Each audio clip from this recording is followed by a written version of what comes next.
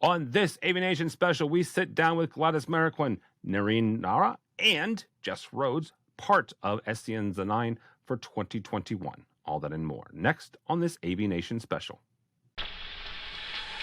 The network for the AV industry. What are you listening to? This is AV. This is AVNation. This is AVNation. This is an AVNation special, SCN The 9 2021, Part 1. This is an AVNation special, taking a look at SCN's The 9, the annual look at the up-and-coming young people in the AV industry. My name is Tim Albright, your host. This is one of my favorite episodes that SCN does, and then we get to partner with them. 9 young people. Our buddy Megan Dutta takes a look at 9 young up-and-coming professionals in the industry. We're going to break this up amongst 2 or 3 different interviews, simply because interviewing 9 people seems cumbersome and a little bit much. So we're going to break this up and kind of bring them together. First and foremost, a young lady that I've had on AV Week a number of times. Her name is Gladys Marroquin, and she is from Newcomb and Boyd out of Atlanta. Welcome, ma'am. Hey, how's it going, Tim? Thanks for having me on. Absolutely, thank you. Also, Jess Rhoades, a young lady that I met through a buddy of mine, Luke Jordan, down in Texas Way. She's from AVI-SPL. Welcome, ma'am. Hey, y'all.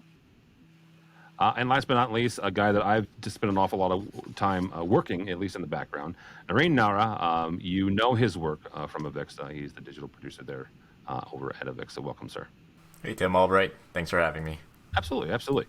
So let's kind of go around the horn here, and some of this will be conversational, but really let's kind of get a sense of where each of you are. And Gladys, we're going to start with you. You're a consultant. Your vertical is typically education, but you do some, in other words, in other areas as well. How did you get involved, and how did you land in the industry? Sure. So let's take it back to my college days, which I know is a surprise for most people. They kind of just like fall into it later on in life. But what ended up happening with my origin story, if you will, I was a freshman at the University of Florida. And at the time, I was, kind of trying to skimp off some money, right? I was trying to just help pay for college, because I was also on a scholarship, but for the summer classes, they don't pay for it. I'm probably going into too much detail, but I needed a job. And I saw a couple kids with these tech crew shirts, and I thought, whoa, that's really cool, because I was kind of a techie already, but not so much AV. I mean, I didn't even know what AV was at the time. So I ended up applying, but I thought I was applying for something different, right? Because I just saw tech crew, and I just kind of made some assumptions I probably shouldn't have. But so I applied for the job. I got the job. So I started out as a little humble stagehand, of course, how everybody probably starts. And I just got more interested in running shows and kind of helping the artists and all that.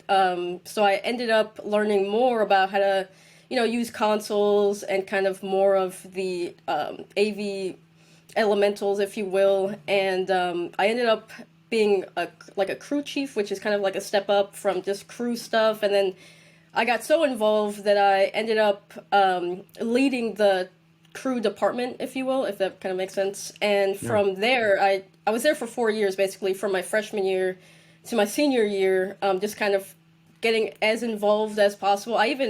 Sometimes I worked full-time working and also as a full-time student too. So it was kind of hard to juggle, but half of it was fun. Obviously, the other half was work, but I really enjoyed what I was doing. I mean, it was fun.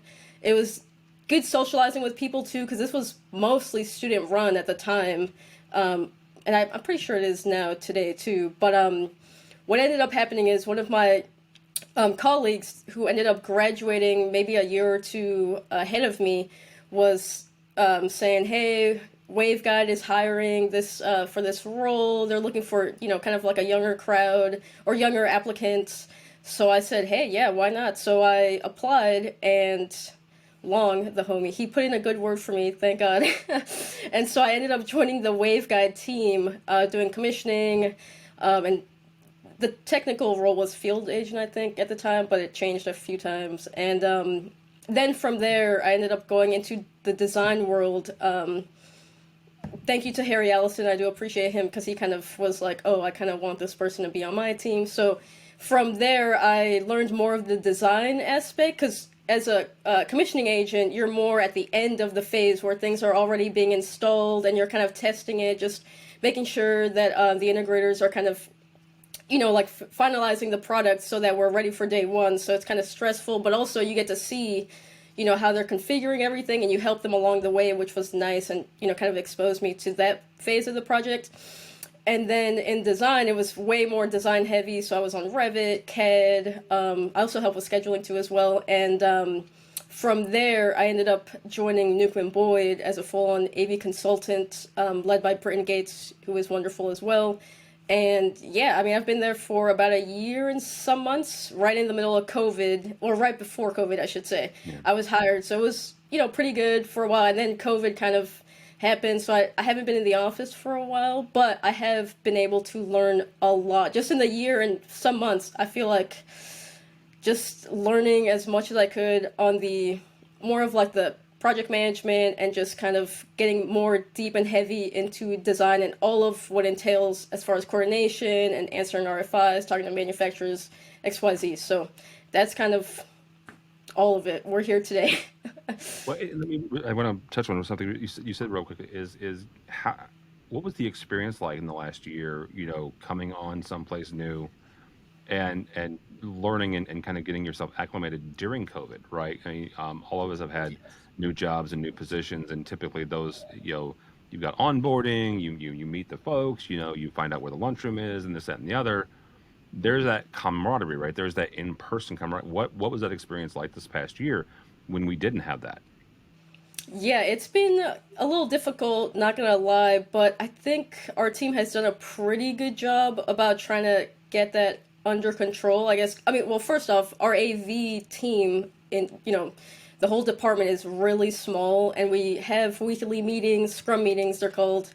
So we see each other once a week at least. But yeah, I won't lie, before COVID, going into the office and being able to interact with my coworkers, just like walk to their little cube, that was, way better, obviously, than now. Now it's kind of, I mean, yeah, it's been difficult, and it's almost like, I guess, drinking from a fire hose almost. You just kind of try your best to land running, right? I mean, it's difficult, but I think we've made it work. So that's the good part, at least. Very cool.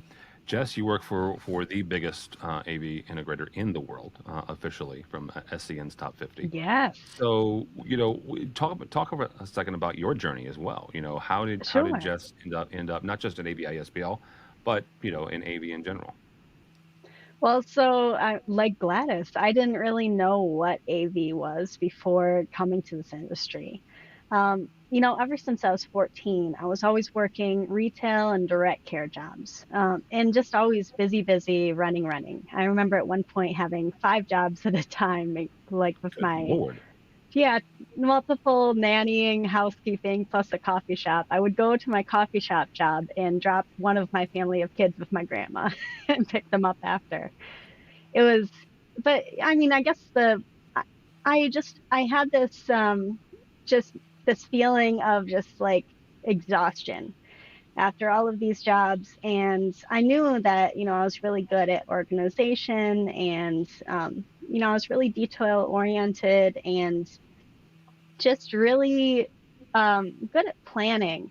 So office job was like this pie in the sky thing for me when I got out of college. I was feeling pretty directionless.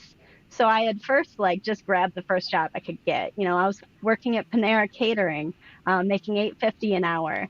And I just right away jumped into applying to every office job that I could get. And I ended up putting in over 100 applications because I was a machine. I was submitting 10 per day every weekday for 1 week, then waiting for interviews to come in. Then I did another run. And,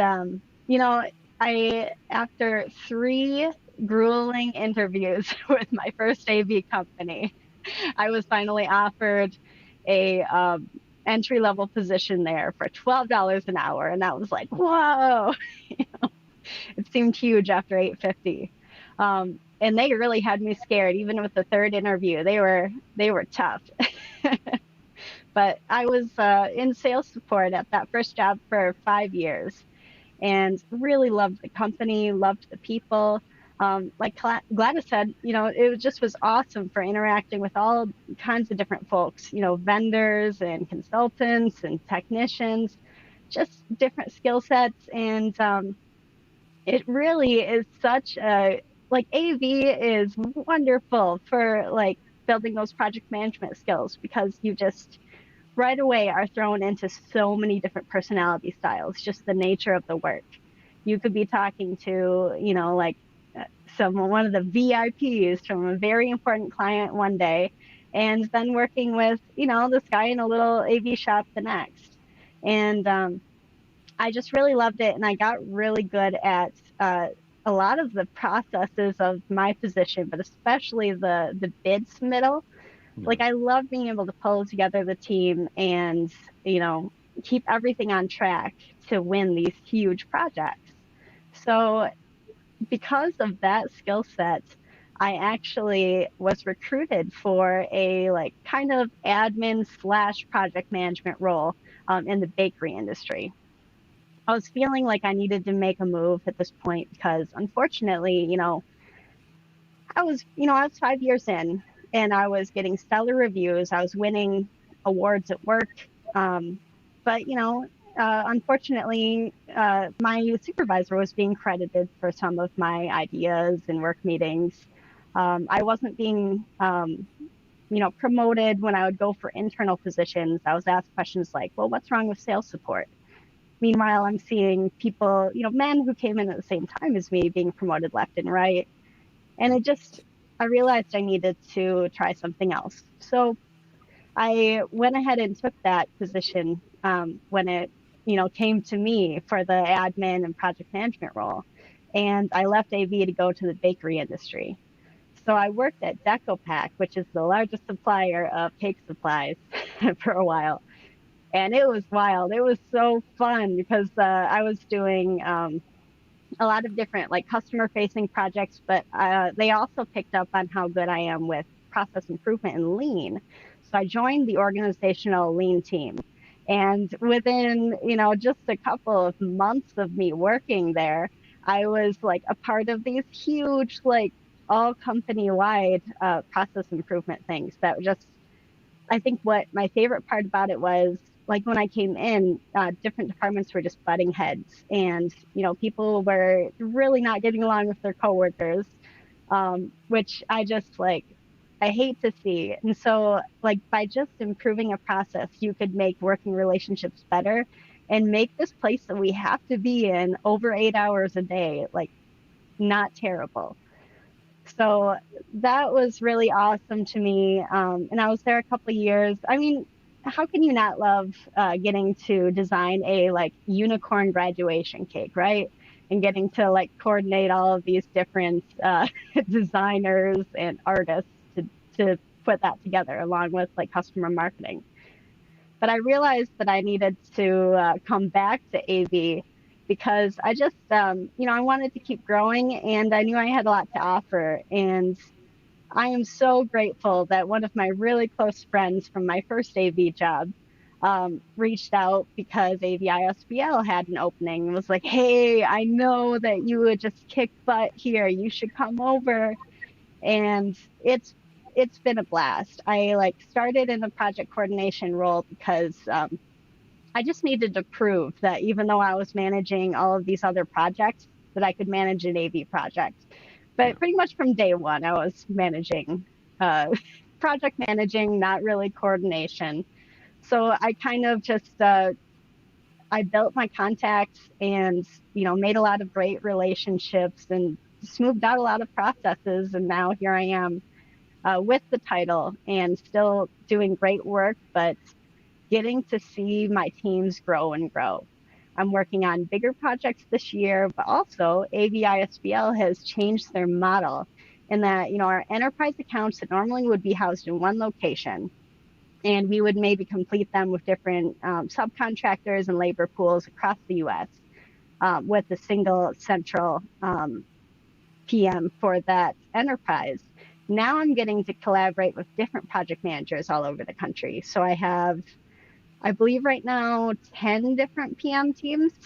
And I just, I'm making sure that everyone is keeping up the client standards that they've come to know and love to make sure that everything goes smoothly. But I'm getting to work with some PMs who are just like brand new, and some folks who are really experienced and who have a lot of things to offer me. So I'm just loving life right now. Despite the craziness of COVID and, of course, the shipping issues that we're seeing like all over now, it's still really fun. Yeah, and we can talk about the shipping issues for a second. I don't want to miss this though, and it's something you said is you were being passed over and watching your male colleagues that came in, so you left the industry. Talk for a second about that decision and about kind of what eventually brought you back in to AV. Sure.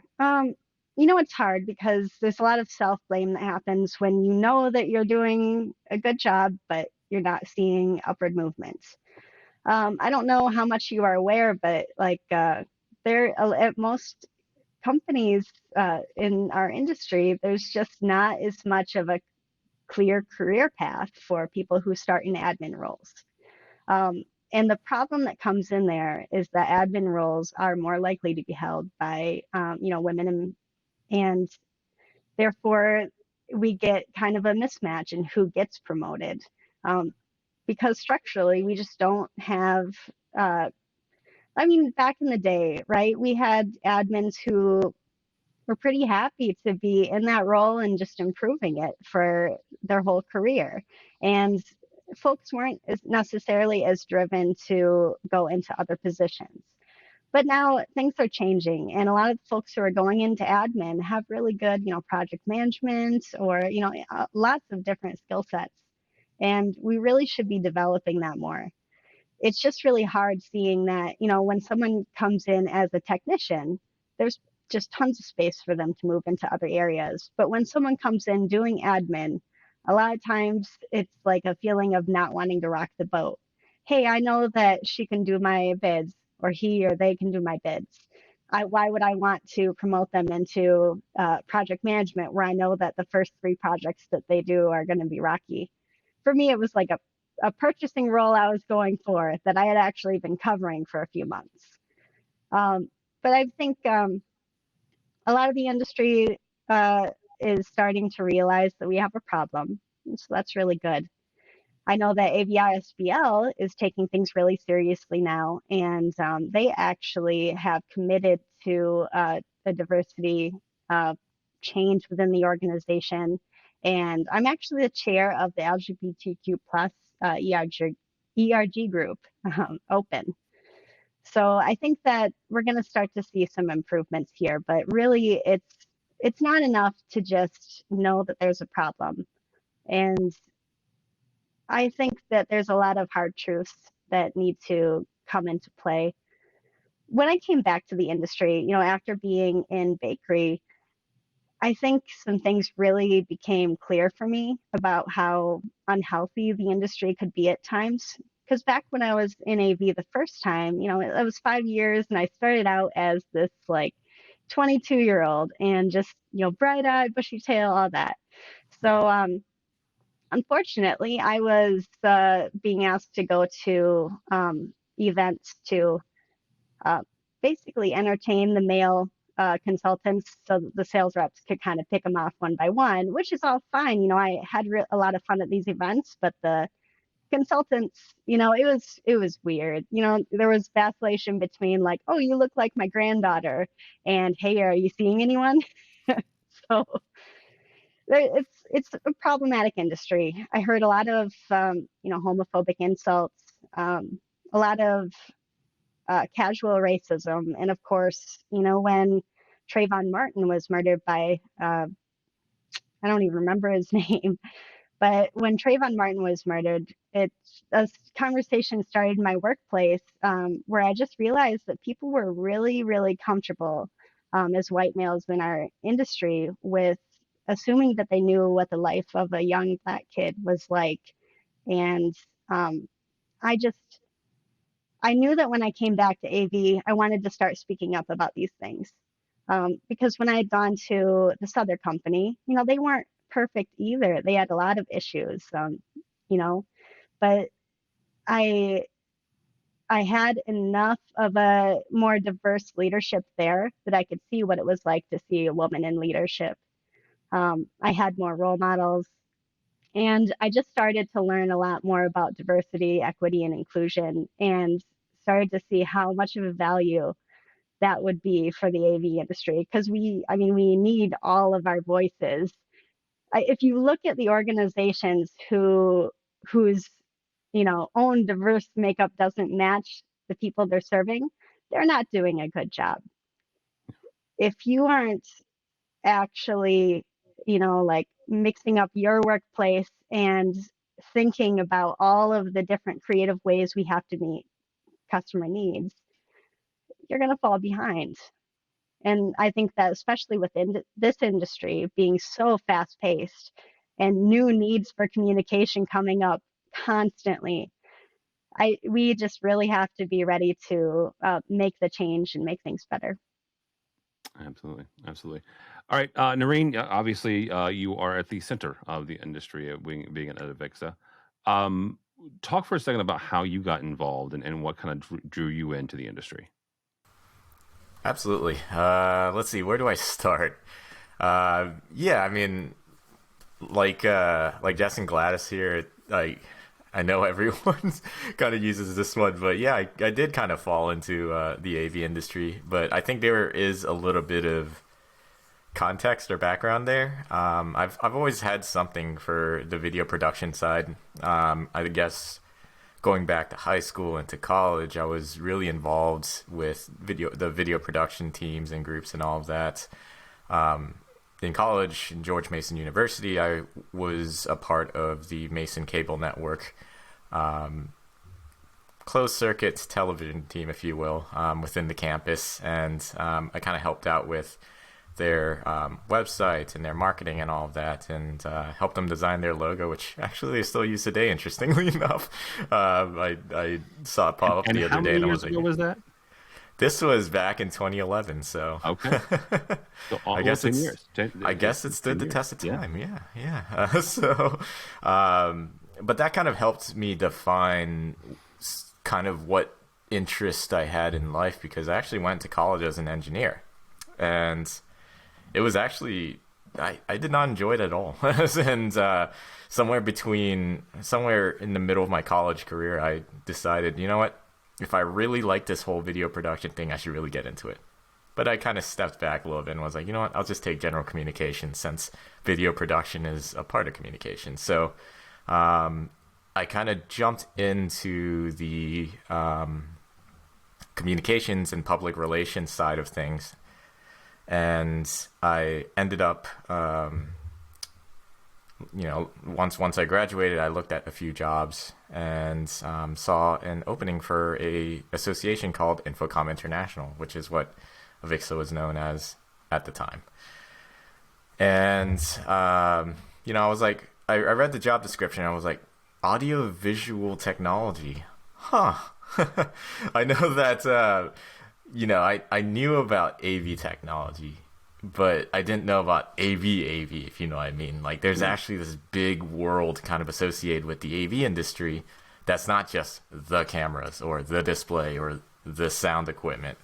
It's kind of like a culmination of all of those put together, along with the people who makes these things work, whether they design the things or they make it work, they make it function, they make it special. So I was like, oh, this looks kind of interesting. Applied for a job. It was, interestingly enough, a public relations and communications coordinator, which is the area of study I decided to go in. So I interviewed with Betsy Jaffe, who actually, she was such a big part in me becoming what I am today. I interviewed with her. She hired me, and for several years I worked in the PR and communication side, learning as much as I can. And while doing these, daily PR, press releases and social media management things, I got to learn about the industry a little more in depth, a lot more in depth, actually. It's really complex. There's a lot of cool people behind the scenes and all of that. And I got to know, there's a lot to learn as well.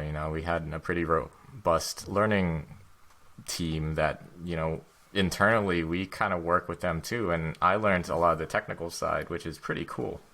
It really kind of helped build my knowledge in AV more. But, as I engaged with a lot of the people within the industry, within social media, and, my first experience with the Infocom show in 2012, it really opened my eyes of the scale of our industry and how awesome it was, how vibrant and flashy and exciting everything is, and everyone. Everyone's genuinely enthusiastic, the community, really proud to be a part of the audiovisual industry. So, I had a ton of conversations with a lot of people, and I worked on different projects that highlighted the people in our industry, and somewhere along the line, I heard you were good with video, Narin, side came in. So I got involved in a little more video projects, and eventually it kind of evolved my role. I became a communications manager and incorporated a little bit of video production more into my day-to-day. And eventually, fast forwards 9-ish years, it'll be 10 years as of this coming October. It's become kind of this full video type role, and now I'm part of the content delivery team, and I help produce videos. I, work with the social media team, which is part of the communications team, and develop projects, do things to support the show, which is still a big part of Avixa, the Infocom show, and, working with some campaigns and all of that. So it's a little bit of everything, just trying to highlight the excitement of our industry, and, going out there and meeting some pretty cool people like everyone in this chat. Yeah, absolutely. And Narin and I have I mentioned this at the very beginning. He and I spent a lot of time together, and this is different for Narin because typically he's on the other side of the camera, right? He is the one kind of shooting and editing and stuff like that. So I appreciate you jumping on this side. Gladys, I'm going to start with you in this, and as we kind of wrap up here, just have a conversation with all three of you. Being where you are now, right? You're not in the start of your career. None of you are, right? But for some of those other folks that might be listening or watching, you're getting into that part of your career where you can really kind of see where some of the challenges are, where some of the opportunities are. Jess mentioned, there's still some serious, concerns in the industry, whether that be sexism or racism, or, looking at bringing more diversity into the industry. So Gladys, as you sit here and kind of looking into the next stage of your career, what are areas that you see as opportunities for growth or opportunities for evolution for the industry?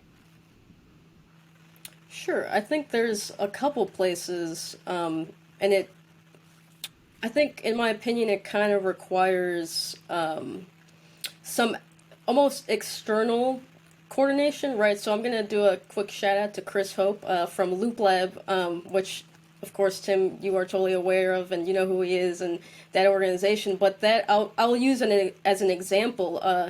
That's a great, actually, amazing opportunity for AV firms to kind of coordinate and co-opt with these types of programs. And I think that's one of the, in my opinion, would be the more successful route to kind of bring newcomers to the scene. And I mean, it also obviously increases diversity, right? So you kind of kill a couple birds with one stone. So that's definitely where I would look and where I would suggest and advise firms to look, organizations such as that, but also just kind of having this understanding that not everybody, because I mean, we're all aware that the AV industry is kind of on the older side and on the whiter side, which, I mean, most corporate America is like that. So, that's fine and all, but we need to change it. But I think if you come in with the understanding that, these marginalized communities won't necessarily come with a specific background in AV, or like they won't check off every box that you're looking for in an employee or to fill a specific role. If you kind of trust that they're just as good as another applicant who may not also may not check the boxes, but if they're white, let's say, and a man, like they're more likely statistically to get hired. I think if we come in with an understanding that that's not, like not everybody's going to be an expert, and trust these people, then give them a chance, kind of mentor them if you can, if you have the resources. And then also on the employee side, if you are, or such as like myself or like Jess and Narin, like if you see, someone that needs to be mentored or needs to be guided, just, kind of lend a hand if you're able to. Just try to fill that gap, because, like when I was starting off, I definitely felt insecure. I mean, up to this day, I still do, because I'm just, I work with people with so much more experience than myself and much older, but they're able to help me out if I have any questions. And a lot of people along the way who do possess specific experiences, I have gone up and ask them, like, okay, why did we do this? Why did we do this? Like, explain to me, please, if you can. And, if you're lucky, they'll help you, and they'll explain to you in, in a way that's not a condescending way, or that won't kind of be like, oh, just scram type of thing. So I think it's almost like that cliche saying, it takes a village, right, to raise a child. So you kind of have different arms that you can kind of, you reach out to these different methods of being able to help in any way you can. I would point out something out here. You said, explain to me if you can. If you are in this industry and you are in a position where someone is asking you to explain something to you, if explain something to them, and you don't, get out of the industry, right? I'm sorry. You just, there is so much tribal knowledge. There is so much tribal knowledge in this industry, and yes, there's a lot of great books, and yes, there's a lot of great resources. But if you can't take the time to educate and pass on what you know, because here's the thing, kids, you're going to die someday. All right, I'm sorry to tell you that we all are going to die, and you're not going to be able to do a damn thing with that knowledge that you have, that you take with you to the grave. So pass it on. Sorry, Jess. What are some areas that you can areas that we can, I'm really kind of going off the rails here, where we can, evolve the industry, or kind of make it better as you're kind of getting into that next stage of the industry? Well, I just want to echo what Gladys was saying about giving people a chance.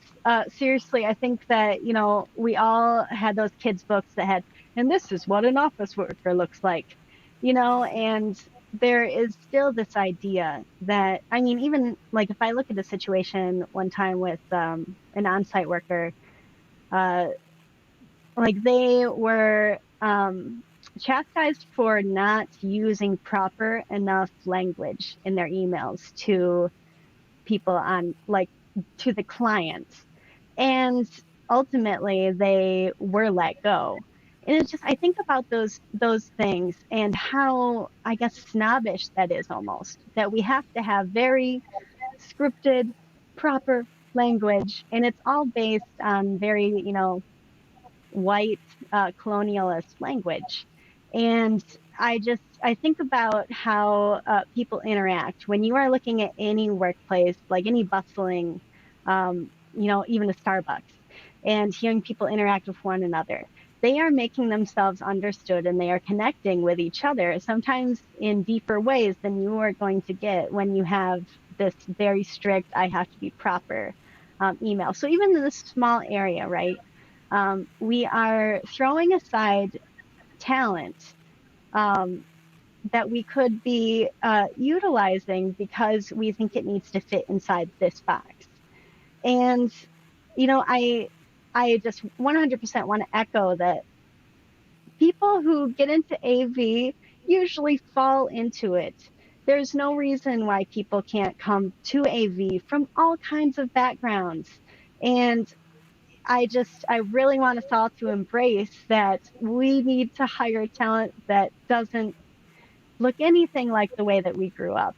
And we just need to embrace difference and understand that, like, especially, what I found in project management is that you can have a team of people who like seem nothing alike, and they all have different work styles.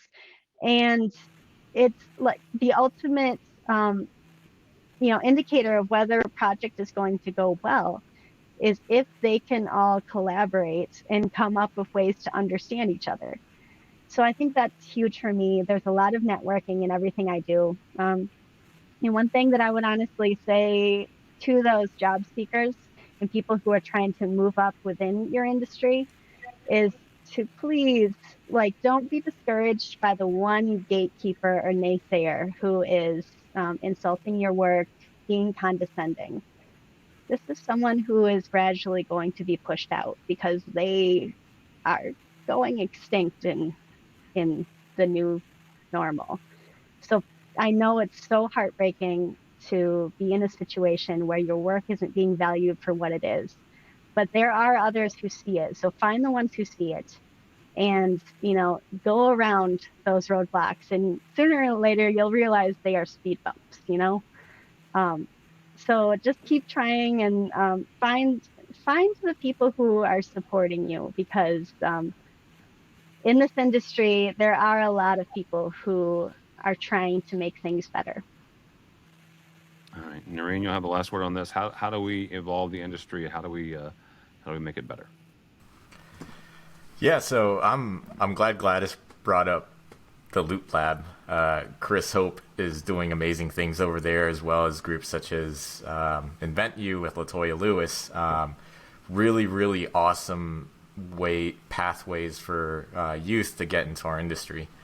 But I agree with what both Gladys and Jess mentioned, is that we need to provide opportunities for fresh perspectives and skill sets and creativity. Creativity is something I think that is going to help define where we go in the future, because there's different faces now and different skill sets and backgrounds that can be brought into AV, and providing the opportunity is the only way we're going to move forward. We're seeing from a creative or content creation side, we're seeing so many kids going out there doing some really creative and cool things with, like, TikTok and YouTube and all of that. Not much of a TikToker myself, but I'm kind of on the sidelines seeing what they're doing out there, and it's cool. What they're doing is what a few years ago is considered technical from a video production perspective, and I think the tools are there for them, and the skill set and creativity and background is there. I think over time, it's something for them to build on, and providing this pathway into the AV industry and opening the eyes to these executives and to these hiring managers for these AV companies to broaden their horizons, to see this is great potential right here. This is a direction that we can go with this type of position, and providing the resources like Chris Hope and Latoya Lewis does to train these kids and essentially the future of our industry to do more technical things like event planning and media production, and the more technical side of AV, like integration and stuff like that. I think the background is there, and I think the skills are there. So I think it's just providing that opportunity for and pathway for the youth. All of that's really important, but it also we need to provide that opportunity. We need to show that this is where you can go with your career. This is a cool opportunity, and you can really do some great things and create some magic with AV. So, can I hop on to two things that Narin said? Okay, so first of all, Gen Z and Gen Alpha are amazing. They are the most globally connected generations. Because of technological advances, and because of that, they are the most diverse in their social networks of any generations we've ever seen. And it's so exciting. I honestly think that they are going to do such awesome things. And so, yeah, like I'm not a TikToker myself, but like I'm really paying close attention to everything they're doing. And I think that they are going to, help us bring in amazing new ways to communicate that, it's not even on our radar right now. But also I wanted to jump on like what you said about creativity, because I've been learning a lot about psychological safety and the way that psychological safety drives innovation and creates an environment where creative problem solving can occur.